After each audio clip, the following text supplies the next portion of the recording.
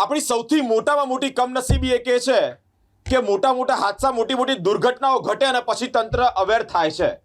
ત્યાર પહેલા આખાડા કાન કરે છે અને દુર્ઘટનાઓની રાહ જોઈ રહી છે. ગંભીરા બ્રિજ એ દુર્ઘટના જેમાં ઘણા બધા લોકોએ જીવ ગુમાવ્યા, હજી પણ લાલબત્તી સમાના કિસ્સો સામે જ છે. જો સરકાર તંત્ર અલર્ટ ન થયું તો ઔદ્યોગિક એકમો માટે જીવાદોરી જે સમાન બ્રિજ છે તેની પણ આ જ હાલત થશે, કારણ કે જર્જરિત હાલતમાં આ બ્રિજ છે. 50 વર્ષ આ બ્રિજને થયા છે. હું વાત કરી રહ્યો છું નંદેશ્રી પાસે જે મિની નદીનો જે બ્રિજ પસાર થાય છે, ઓલરેડી કામનું આ બ્રિજનું ખાતમુહૂર્ત થઈ ગયું છે. કામકાજ ચાલુ કરવામાં નથી આવ્યું. કામકાજ માટે તારીખ પે તારીખ એટલે કે વાયદાઓ સામે આવી રહ્યા છે. 50 વર્ષ જૂના બ્રિજની હાલત જર્જરિત થતા બારદારી વાહનોને આ બ્રિજ પરથી જવા આવવા માટે અત્યારે સ્ટોપ કરી દીધા છે, રોકી દીધા છે.